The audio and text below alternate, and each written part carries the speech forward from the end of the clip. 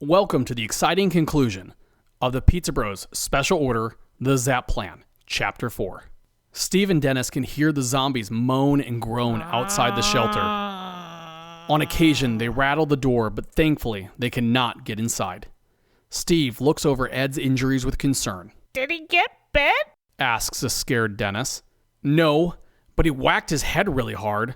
I don't know how long he'll be out for, replies Steve. Steve takes a deep breath to calm his nerves. We just barely made it, huh? Asks Steve with an uncomfortable laugh. Yeah, barely, says Dennis as he pulls out a cigarette and lights it with shaking hands. Steve continues to look over Ed's injuries and doesn't notice Dennis is smoking. At least we have plenty of food in here. We're lucky Trent came in last night, says Dennis as he surveys their situation. The smell of the cigarette suddenly hits Steve's nose. Why are you smoking in here? Don't you know we only have so much air? Dennis shrugs. I don't think this place is airtight. And at the rate things are going, the zombies are going to kill me way before the lung cancer does. The weight of the situation hits them both, and they stare silently into the distance.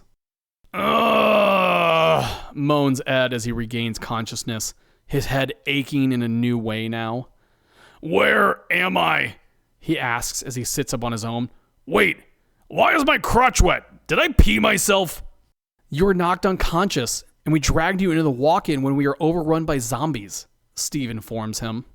Ed looks down at his hands and sees that the pizza slicers are still taped to them. Can you guys help me get these off? He asks.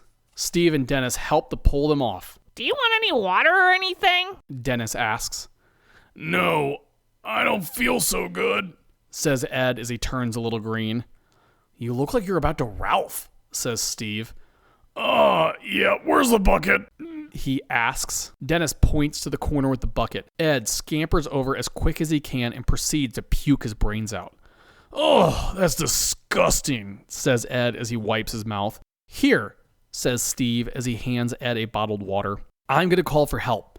If Ed's puking after a head injury, he probably has a pretty severe concussion and needs medical treatment, says Steve as he digs his cell phone out of his pocket. Steve unlocks the screen of his phone, looks at it, and frowns. No service. Crap, he says. What about you? He asks Dennis. Dennis looks at his phone. Nothing. Ed? Asks Steve.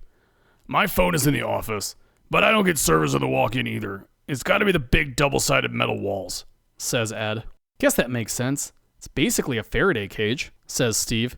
Oh, what? Asks Ed. A big metal box that blocks electricity and radio waves, replies Steve as simply as he can. I guess all we can do is wait, says Dennis as he finishes his cigarette and flicks it on the floor. A seemingly long time later, the three get hungry and decide to eat some of the food in the fridge to sustain themselves. Suddenly, Dennis discovers a mysterious fluid on his arm and panics. I was bit by a zombie when I closed the door! I'm going to turn into a zombie and eat you both! Dennis cries loudly, his arms flailing in the wind. Ed, knowing that Dennis has a history of exaggerating his injuries, inspects the wound. He says as he examines the arm. Ed sticks his finger in the fluid and puts it in his mouth. Are you nuts? Now you'll turn into a zombie! Exclaims Dennis. It's just buffalo wing sauce. Take a breath, says Ed. Oh, my bad, apologizes an embarrassed but clearly relieved Dennis. As more time passes, the guys entertain themselves as they wait for rescue. They eat cold, pre-cooked chicken wings and throw the bones on the ground. These aren't too bad cold, says Ed. Just a little rubbery, but otherwise okay, Steve agrees. Can you pass the ranch? Asks Dennis. To help pass the time, Dennis writes a food-themed play so that their little refrigerator community can keep culture and art alive in the post-apocalyptic world. Steve, you'll play Mr. Pepperoni.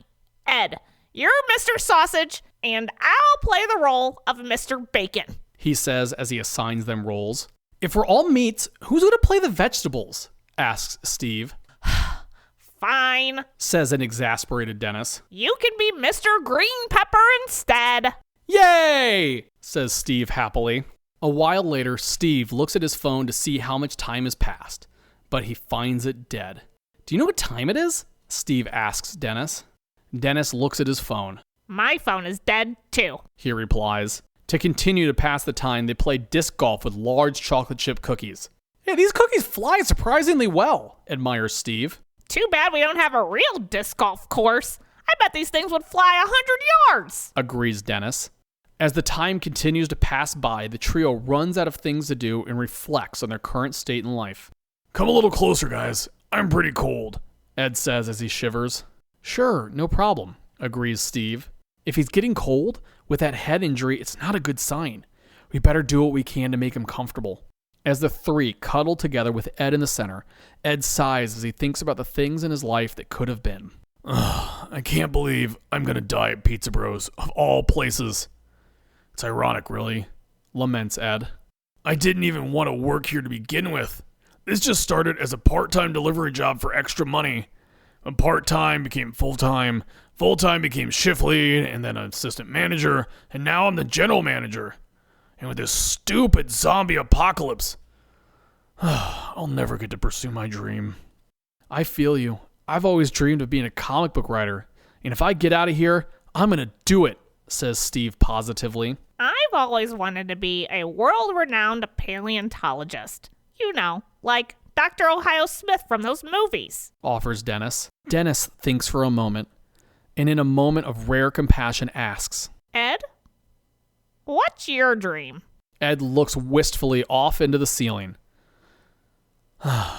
Ever since I was a little kid, it's all I've ever wanted.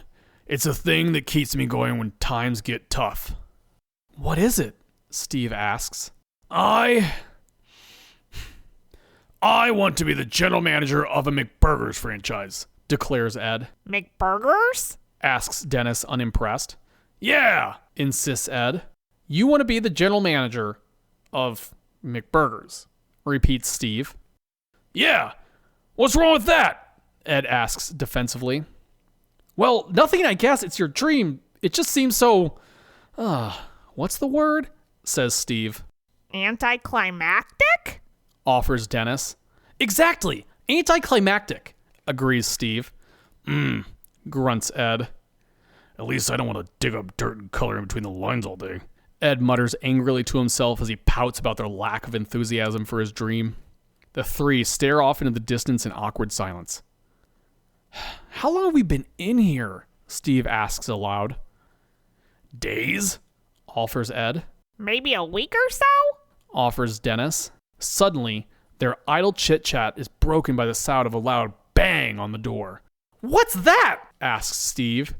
Bang goes the door again. Bang! Bang! This is it!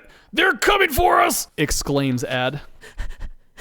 Steve, I just need you to know that I'm sorry that we had that stupid fight. You're the closest thing I have to a best friend. I don't want to die knowing that you hate me! Exclaims Dennis. Bang! I'm sorry too, Dennis. I love you, man! Returns Steve. Bros? He asks. Bang! Bros! Agrees Dennis as they both fist bump. Suddenly, the door flies open and bright lights shine in their eyes. They are blinded. Ah! The three of them scream in fear. They wait for the oncoming attack, hands over their eyes, shaking with fear. But no attack comes. Suddenly, a voice calls from outside the fridge. Come out with your hands up where we can see them, demands the voice. Zombies can't speak English, Steve says timidly. Who is that? Asks Ed, his voice breaking from fear. This is the Chesterwood Police. Come out slowly with your hands up, demands the voice. Slowly, one by one, they head out of the makeshift survival shelter, their hands in the air. Ed exits the room first, only to see his boss, Debbie, surrounded by police officers in SWAT gear waiting for them. Debbie, what are you doing here? Asks Ed with surprise. Where are the zombies? Did you kill them all? Where are the bodies? I don't understand. Next, Steve and Dennis come out together. They are as puzzled and shocked as Ed is. Where are the zombies? Asks Steve in surprise. Debbie is annoyed at their questions. How many times do I have to tell you to check every single email I send you? Don't you think there's a reason I mark certain ones urgent? She asks Ed. But if they're all marked urgent, how can I tell which ones are actually urgent? Objects Ed. Also, I've been locked in that makeshift survival shelter for over a week, so how can I read an email from yesterday? You idiot. You've only been in there for 3 hours, she informs him. 3 hours? He replies, shocked. But the zombies, stammers Steve. If Ed would have opened his eyes and looked, he would know that corporate sent an email yesterday explaining to him that there was going to be a practice zombie attack at the store, she continues. You know you're a test store, so they're going to test new ideas, recipes, and technologies here. That's why every email I send you is urgent. A practice zombie attack? Ed repeats. Dennis's mouth drops open in shock. Wait a minute. Are you telling me those weren't real zombies? Of course not. Zombies aren't real. Everyone knows that, replies Debbie. Those zombies were all just actors from a local community theater, and quite frankly, none of them were even very good. I'm surprised you didn't notice how bad they were. A look of horror creeps over Dennis's face. I shot real people? I'm a monster! He exclaims aloud with his arms outstretched towards the ceiling as he falls on his knees. Shot people? Oh no, Debbie continues. You're a pizza delivery restaurant. Do you really think we'd give you access to real bullets? Those were fake bullets filled with red paint. You know, kind of like hard paintballs. Now, I'm going to need the 3 of you to go get checked out by the paramedics while they evaluate what kind of damage was done to the store during the training exercise, Debbie informs them. As the trio walks away from their shelter, still in shock from the day's event, Debbie walks into the refrigerator to survey the damage. She sees piles of eaten food scraps, cigarette butts, and the place they were all cuddling for warmth. But then, she sees something more horrifying than anything. Who pooped this bucket? She screams with palpable horror. Wait, is that puke under the poop? Oh, so freaking disgusting!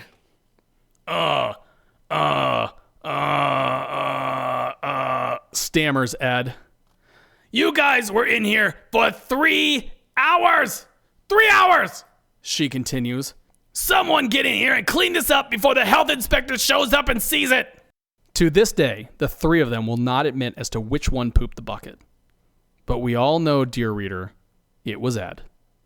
The end.